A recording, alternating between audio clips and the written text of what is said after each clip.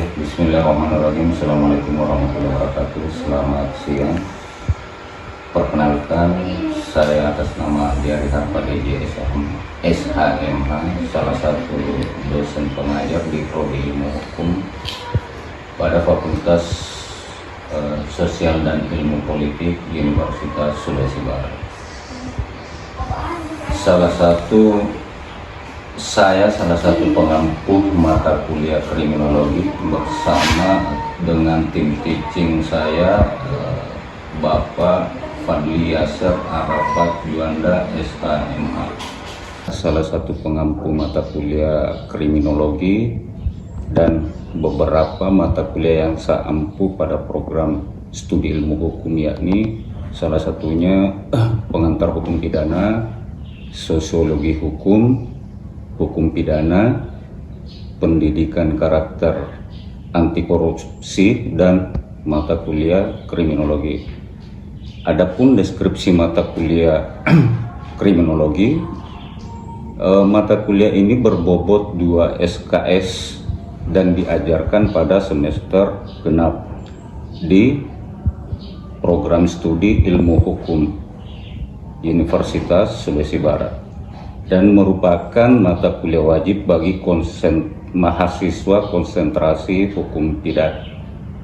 Mata kuliah kriminologi ini merupakan bagian dari pengetahuan hukum pidana yang bersifat empirik, yang mengkaji mengenai kejahatan, pelaku kejahatan, dan reaksi masyarakat terhadap kejahatan itu, ya. Adapun capaian pembelajaran lulusan atau CPL dalam mata kuliah kriminologi ini, yakni di bagian pertama, yakni A, diharap mahasiswa mempunyai kompetensi umum, yang dimana meliputi yang pertama yaitu sikap, di mana sikap ini mahasiswa diharapkan menjunjung tinggi nilai kemanusiaan dalam menjalankan tugas berdasarkan nilai-nilai agama, moral, dan etika. 2, menginternalisasi nilai norma dan etika akademik. Pada poin B, yakni penguasaan pengetahuan. Penguasaan pengetahuan ini mahasiswa diharap menguasai konsep, teori, praktik, dan metodologi dalam ilmu hukum. Terus lanjut pada pengetahuan khusus, mahasiswa diharap mampu menganalisis permasalahan hukum nasional dan internasional. Yang kedua, mahasiswa diharapkan mampu mengekspresikan pemikiran dan argumentasi secara lisan dan tulisan dalam bahasa Indonesia terhadap klausul-klausul dalam regulasi hukum positif. Terus untuk keterampilan umumnya, mahasiswa diharap dapat mengambil keputusan secara tepat dalam konteks penyelesaian masalah di bidang keahliannya berdasarkan hasil analisis terhadap informasi dan data. Terus lanjut masuk ke kompetensi khusus. Pada bagian B, yakni kompetensi khusus, yakni mahasiswa mampu mengaplikasikan prinsip-prinsip dasar ilmu hukum. Terus yang kedua, mampu menganalisis dan memecahkan permasalahan hukum dalam ranah hukum privat maupun hukum publik, serta hukum positif maupun hukum internasional. Diharap juga mahasiswa memiliki kemampuan untuk bisa praktik dalam dunia praktisi hukum. Di bagian kedua, penguasaan pengetahuan, yakni mahasiswa diharap mampu menguasai konsep teoritis dan prinsip hukum dan dapat memanfaatkan ilmu pengetahuan teknologi dan seni dalam kurung ipteks yang berorientasi pada kecakapan hidup atau life skills untuk menghadapi perkembangan hukum di masyarakat. Di bidang keterampilan khusus, mahasiswa diharapkan mampu menganalisis permasalahan hukum nasional dan hukum internasional, kemudian mampu memberikan nasihat hukum melalui konsultasi dan bantuan hukum kepada masyarakat, dan mahasiswa diharap mampu memberikan penyuluhan hukum kepada masyarakat. Pada bagian keterampilan umum, pada capaian pembelajaran atau CPL, capaian pembelajaran lulusan atau CPL, mahasiswa diharapkan mampu mengambil keputusan secara tepat dalam konteks penyelesaian masalah di bidang keahliannya berdasarkan hasil analisis informasi dan data informasi. Selanjutnya, capaian pembelajaran lulusan atau CPL atau dalam bidang kompetensi khusus, yakni yang pertama, diharap mahasiswa mampu mengaplikasikan prinsip-prinsip ilmu hukum, dan yang kedua, mahasiswa diharap mampu menganalisis dan memecahkan permasalahan hukum dalam ranah hukum privat maupun publik, serta hukum positif maupun hukum internasional. Serta poin yang ketiga, diharap mahasiswa memiliki kemampuan untuk bisa praktik dalam dunia praktisi hukum. Selanjutnya, capaian pembelajaran mata kuliah atau CPMK dalam mata kuliah kriminologi. Satu, yakni setelah mempelajari mata kuliah kriminologi ini, mahasiswa diharap mampu memahami tentang apa itu kriminologi, mampu menjelaskan dan menguraikan tentang kriminologi, pengertian kejahatan, paradigma kejahatan, paradigma kriminologi dalam politik kejahatan, perspektif kriminologi, permasalahan dalam kriminologi, teori-teori kriminologi, masalah kejahatan, dan teori-teori tipe fisik dalam kriminologi. Adapun deskripsi mata kuliah kriminologi ini kami bagi atas 7 poin penting, yakni yang pertama yaitu pengertian kejahatan, yang kedua paradigma kriminologi dalam praktik, yang ketiga kejahatan sempurna dalam perspektif kriminologi, 4 permasalahan dalam kriminologi, 5 teori-teori kriminologi, 6 masalah kejahatan kekerasan dalam deskripsi tersebut dibagi atas sub-sub pokok pembahasan tiap pertemuan, yakni pada pertemuan pertama pokok permasalahan yang akan kita bahas yakni tentang deskripsi mata kuliah kriminologi, Terus lanjut pada pertemuan kedua sub pokok bahasan yakni pengertian atau definisi kriminologi, 2 tujuan mempelajari kriminologi, 3 aliran pemikiran dalam kriminologi. Lanjut ke pertemuan ketiga akan membahas tentang ruang lingkup kriminologi, objek studi kriminologi, keterkaitan kriminologi dengan ilmu-ilmu lain. Untuk pertemuan ketujuh, yakni materi tentang perspektif kriminologi, melihat kejahatan sempurna dalam ruang pembentukan undang-undang dan ruang kejahatan. Masuk ke pertemuan 8, yakni ujian tengah semester atau UTS, Dan untuk masuk ke pertemuan 9, materi tentang definisi kejahatan, penjahat dan korban, bentuk-bentuk gejala kejahatan, dan faktor penyebab kejahatan.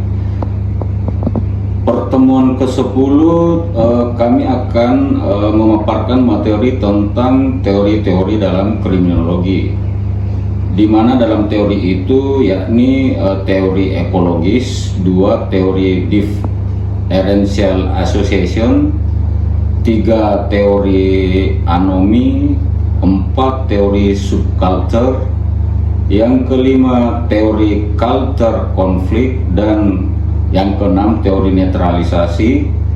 Terus untuk pertemuan ke-11 yakni materi tentang teori konflik, teori kontrol sosial, teori interisme simbolik, dan teori pembelajaran ansosial. Masuk ke pertemuan 12 yakni pengertian ruang lingkup dan bentuk kejahatan dan kekerasan. Untuk pertemuan ke-13 yakni 1 perspektif analisis teori tentang kejahatan dan kekerasan, 2 penjelasan psikologis atas kejahatan moral. Dan untuk pertemuan ke-14 dan 15 kita akan membahas tentang organized crime. Untuk pertemuan ke-16 mahasiswa akan melakukan UAS atau ujian akhir semester. Dalam mengajarkan mata kuliah kriminologi ini, saya menggunakan metode DII, yaitu Delivery, Interaction, and Assessment. Delivery itu sendiri mengenai referensi atau pustaka yang digunakan dalam mengampu mata kuliah ini. Adapun daftar pusaka atau referensi buku-buku yang saya gunakan dalam mata kuliah ini, mata kuliah kriminologi, yaitu bersumber dari buku yang pertama Bambang Purnomo, yang kedua Romli Atmasasmita, dan yang ketiga buku dari Ruben Ahmad dan Saripudin Patanase. Selanjutnya mengenai interaction yang dimaksud di sini yaitu pada saat ada interaksi antara mahasiswa dan dosen, dalam artian secara diskusi atau tanya jawab terbuka di dalam kelas. Saya sering menggunakan metode seperti ini, di mana saya sering memberikan kesempatan kepada mahasiswa untuk kemudian memberikan feedback atau tanya jawab di dalam kelas. Selanjutnya, metode terkait dengan asesmen atau penilaian. Penilaian yang kami maksud di sini adalah ketika kami secara tim teaching mengajarkan, kami mempunyai kesepakatan antara para dosen dengan menilai keaktifan mahasiswa dalam kelas, kemudian memberikan tugas individu atau kelompok, kemudian menilai kehadiran mahasiswa, dan juga menilai ujian tengah semester atau UTS, serta ujian akhir semester atau UAS. Mata kuliah kriminologi ini disajikan dalam 16 kali pertemuan.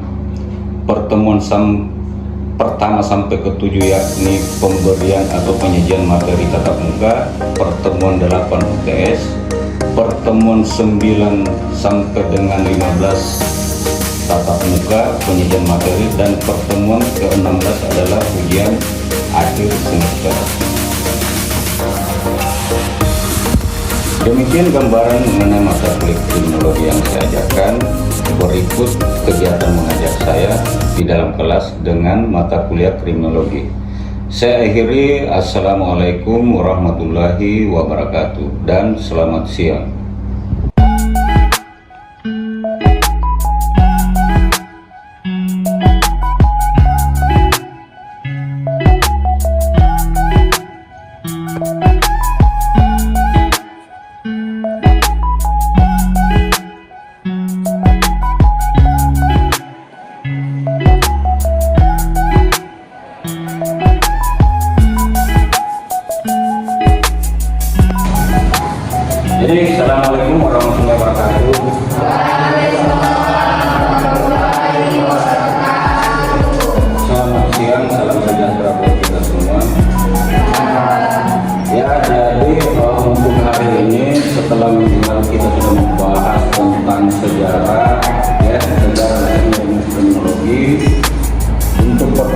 kali ini ada 3 poin yang akan saya bahas ya.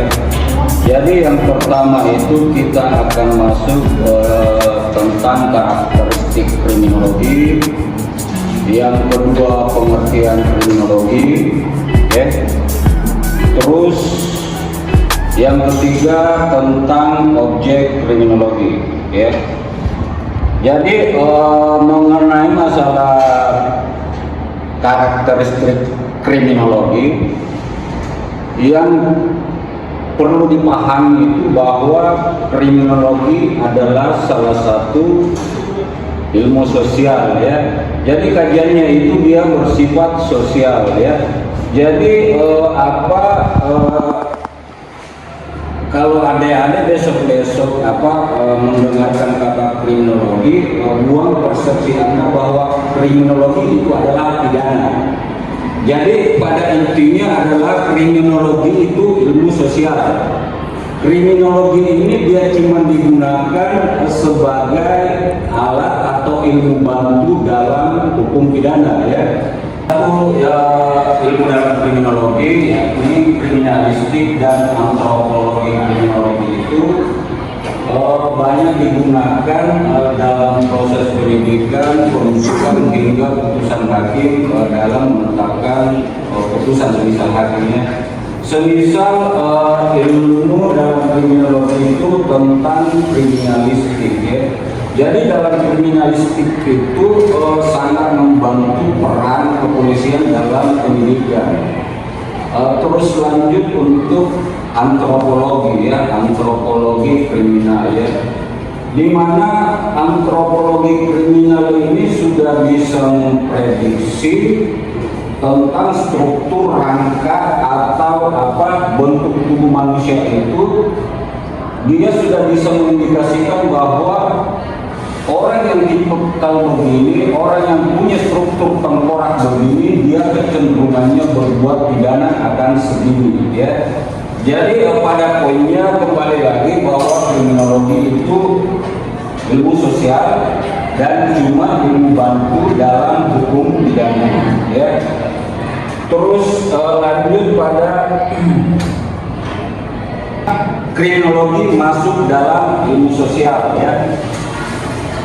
Jadi pada poinnya itu karena kriminologi mempelajari kejahatan, perilaku kejahatan, terus ingin memahami apa itu kejahatan, apa itu perilaku kejahatan menyimpang, terus apa yang mempengaruhi seseorang melakukan kejahatan, terus ingin mengetahui statistik kejahatan, seberapa luas kejahatan tersebut, dan apa yang dapat dilakukan dalam mencegah kejahatan ya.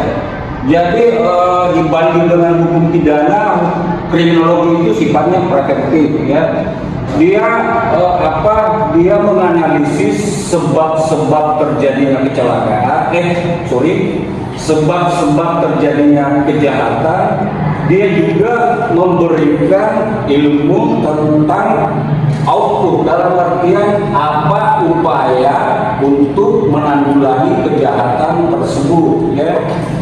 Kriminologi dapat diartikan crime kejahatan dan logos itu ilmu pengetahuan ya. Jadi secara etimologis kriminologi dapat diartikan bahwa ilmu pengetahuan yang mempelajari kejahatan ya. Terus untuk pengertian kriminologi menurut para pakar, yang ini salah satunya yang saya ambil di sini W.A. Bonger ya. Jadi menurut beliau kriminologi adalah ilmu yang mempelajari kejahatan secara seluas-luasnya. Jadi secara seluas-luasnya di sini dapat kita pahami ya. Secara seluas-luasnya itu indikasinya mengarah ke sebab, ya, apa sebab orang itu melakukan kejahatan. Semisal ya, kalau kita mau ambil contoh case ya, mungkin kita bisa secara statistik kita bisa membandingkan semisal daerah A ya, daerah A di sini tingkat pendidikannya di atas minimal S1. Jadi kita membandingkan secara head to head dengan seumpama daerah B yang tingkat pendidikannya di bawah SMA. Kira-kira kalau kita statistikkan, kira-kira angka kriminalitas itu akan condong atau banyak di mana?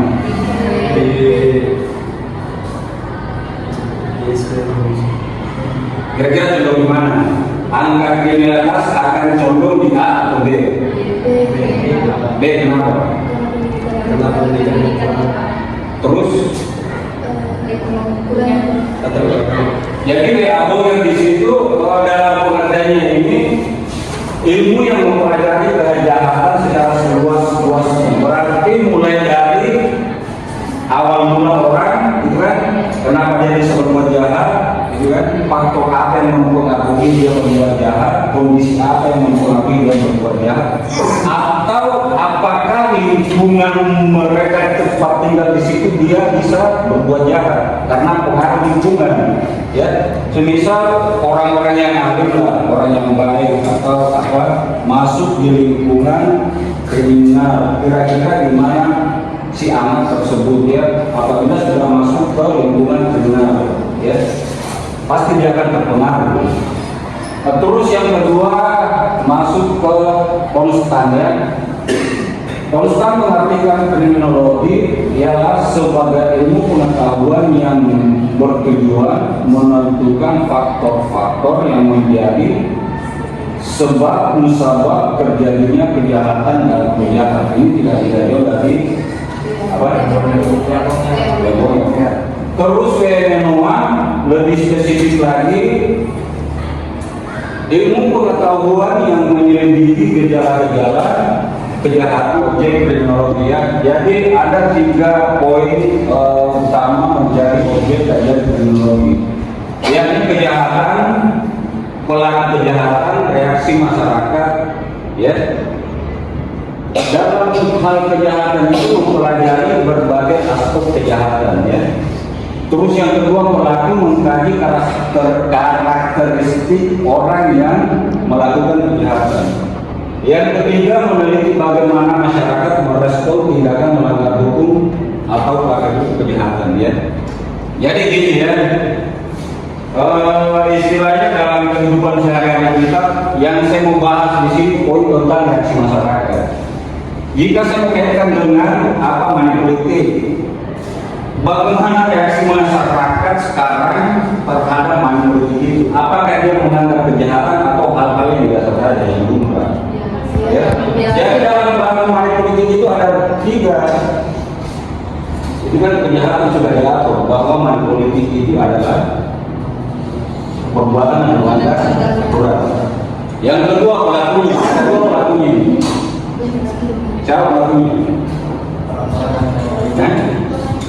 Orang yang mendanai, terus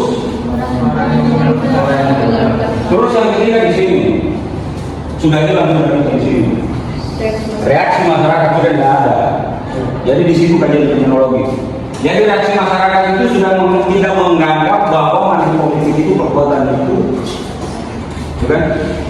Responnya masyarakat terhadap kejahatan itu sudah sudah tidak ada, sudah tidak ada. Ya. Jadi saya rasa untuk mata kuliah ini saya akhiri. Ada 3 poin yang bisa kita tarik dalam mata kuliah ini. Yang pertama yakni bahwa kriminologi itu adalah ilmu ilmu sosial dan merupakan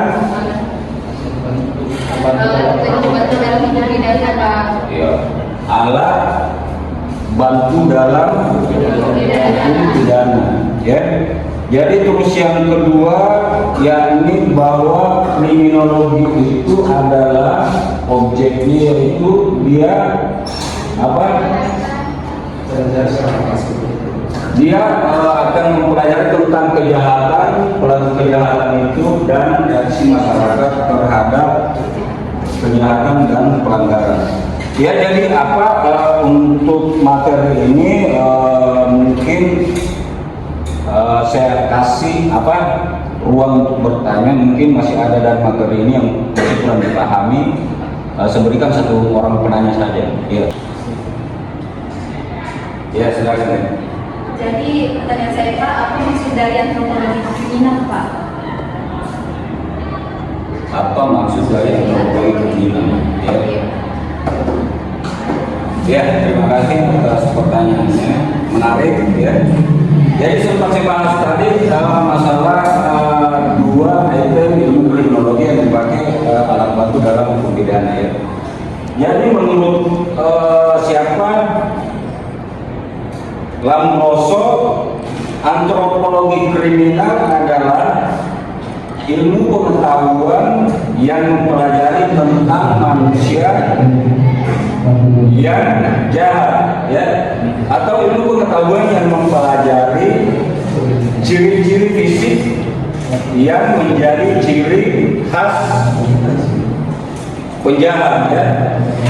Misalnya ya, jadi ada kecenderungan apabila tipikal ini menjadi ada kecenderungan tipikal orang ini apabila dia akan berbuat jahat ya.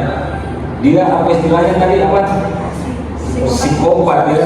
Jadi secara garis besarnya yakni dia akan memiliki tentang struktur tengkorak ya, tengkorak panjang, itu kan. Terus yang kedua rambut tebal, nggak di sini ya. Terus yang ketiga tulang pelipisnya menonjol ke depan. Dari dalam kajian antropologi kriminal menurut Lambroso, apabila orang yang melakukan kejahatan itu dia kategorinya apa? Psikopat ya. Jadi saya rasa itu saja dari saya ya. Ya. Jadi untuk hari ini saya rasa cukup sekian ya. Jadi kalau misalnya masih ada yang kurang jelas ini bisa bertanya via email saya ya, atau lewat WhatsApp, tanya saja sama saya. Ya, jadi saya akhiri akhirul kalam. Assalamualaikum warahmatullahi wabarakatuh. Selamat siang menjelang sore. Waalaikumsalam.